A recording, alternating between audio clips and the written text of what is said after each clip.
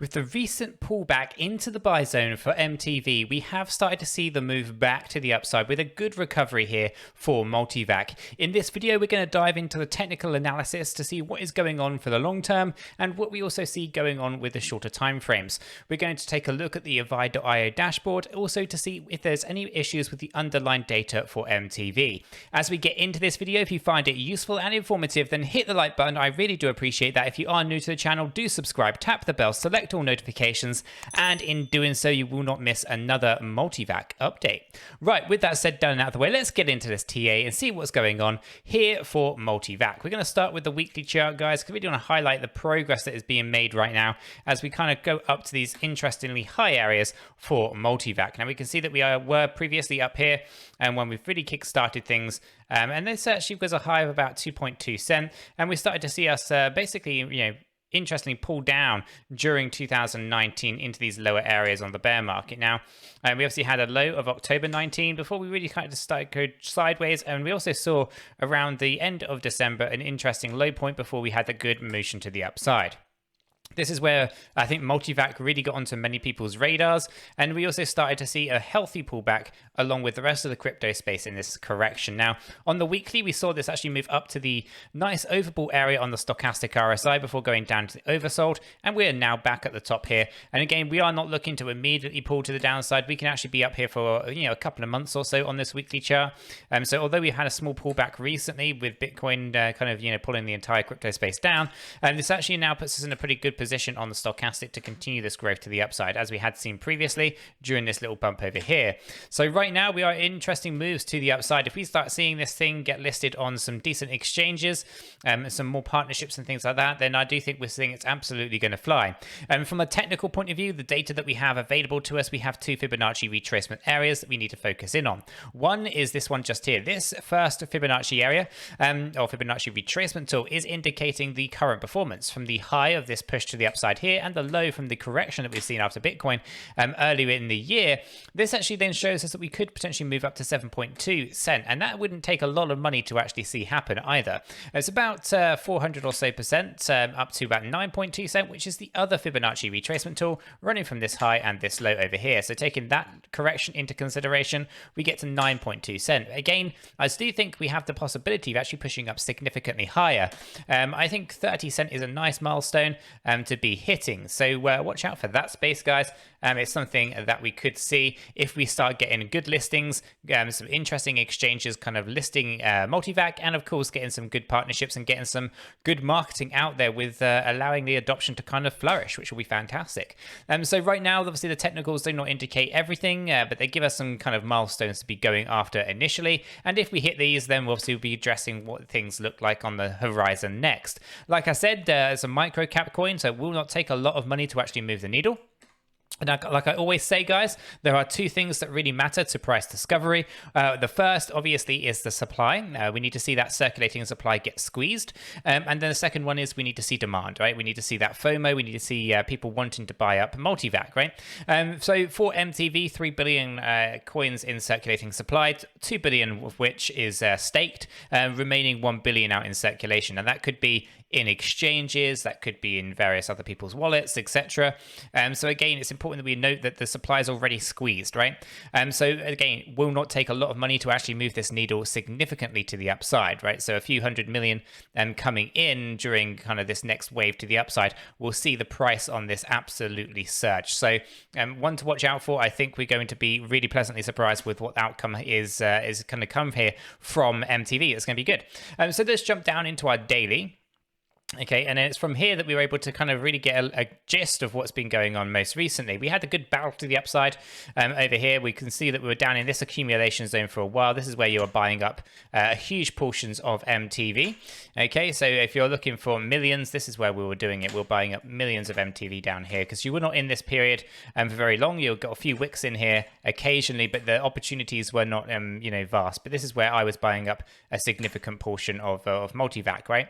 And we obviously see a good push to the upside. We started to see good traction. Occasionally you get these nice healthy corrections, which is perfectly fine on this daily chart. We saw that this area here was our main kind of Fibonacci 618, 702, 786 area using this high here. Okay, so utilizing that high point and the low points, this was able to then say this is where the battling was going to occur. We got rejected initially, and then we pushed through and then confirmed it was support just here. That was a key thing for us, finding the resistance just below the actual 618, and then pushing through this and back testing and now confirming this area here is a good support line. So we now have confirmed that our 1.5 cent is a support line.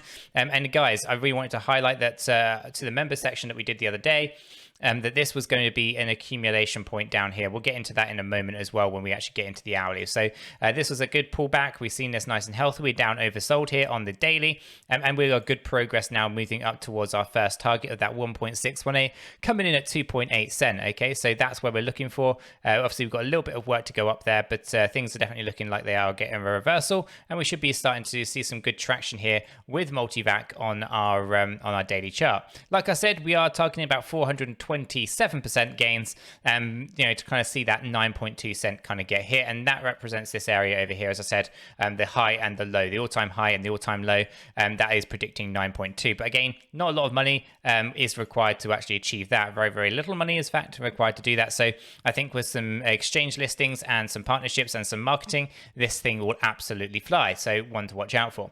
And it's at this point that we will jump over to the 𝗲 dashboard. Here we can take a look at the underlying data. So for those who do not know, advice.io is basically giving you the underlying value of a cryptocurrency. That's their motto. They're basically trying to use artificial intelligence and machine learning to give you the underlying data in a way that actually represents an unbiased view for a cryptocurrency. So here we can see that the AMI-HAD ratio is an A2, so there's not indicating any issues with liquidity for multivac here. So the AI does not predict any issues. From the data, we can see the fear and greed index has actually come down a bit, and we can see that we have obviously moved down from the extremely greedy scenario down to a pretty reasonable area of B1. So again, that's pretty neutral, not fearful, not greedy. So pretty good to see that. And we can see the Sharpe ratio, A2 rating. So again, we got a pretty good traction above the 50-day average there. So risk reward ratio is looking pretty good for us and in our favor. Moving averages A2 rating, profitability A1, peak end value demand down there at C2. So there are a couple of issues there. I'd say the peak end value demand coupled with a bit of neutral kind of fear and greed index are probably the only things really affecting this A3 rated cryptocurrency.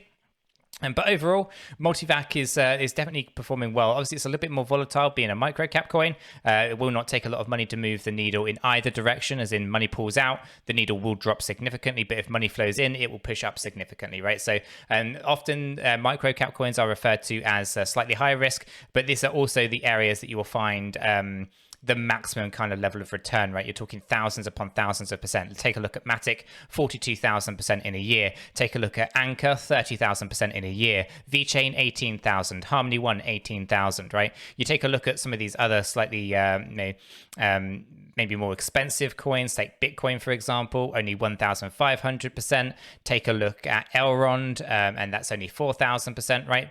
Obviously, percentage yields and what you earn out of your cryptocurrency, making your crypto and your money work harder for you is very critically important, right? So on this channel, we like to find these gems and really go after those, because that's where you see the massive gains. It's where you start seeing things like 20, 30, 40,000% return on your investment. And that is not a small thing when you're talking about putting in a significant portion, right? So for me, I like to focus in on these, but we obviously do have a pretty well balanced portfolio between some of these sort of higher market cap projects and lower market cap. We are pretty diverse across the board there, spreading the risk the best we can. But we do find that the smaller micro cap gems that we have highlighted on the channel perform much better than some of the higher cap coins. So just bear that in mind. Obviously, I'm not a financial advisor. Chris is not a financial advisor. So make sure you do your own research.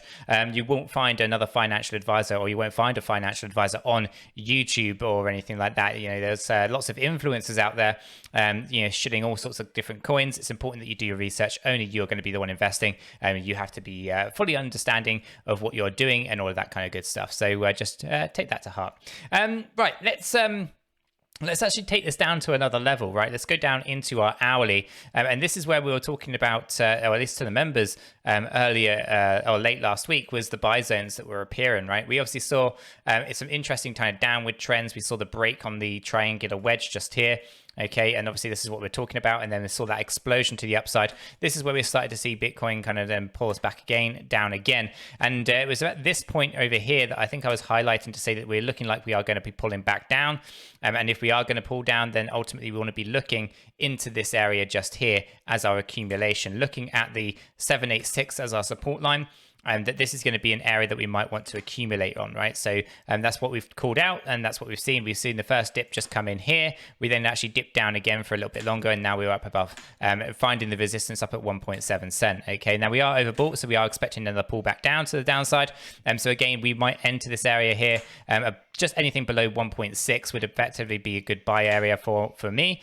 So for me, that's where I would be accumulating. Likewise, I will say, you know, if we drop out lower than some of these other areas here, then this is where you buy it and maybe a slightly bigger portion. At least that, for me, that's what that is, all the way down to 1.1. So all the way down here is basically a good accumulation point for me.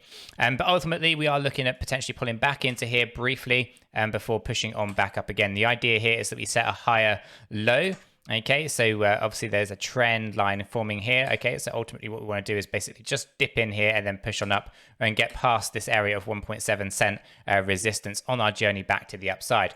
Obviously, we are very, very close to kind of performing well and just getting up above these areas. And again, looking for all-time highs as we approach some of these really key areas for multi-vac. So overall, nothing kind of major to report. The underlying data from the 𝗖𝗢𝗠𝗠𝗘𝗥𝗦 dashboard is indicating no issues. We can see that here on the hourly, we are expecting a little bit of volatility to pull back to the downside after a good surge to the upside today.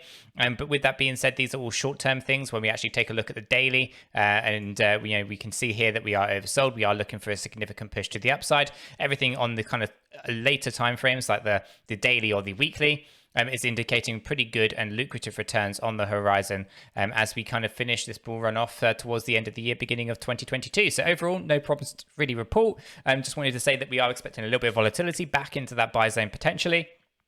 And we should see some pretty good gains coming in the near future here for multi-vac.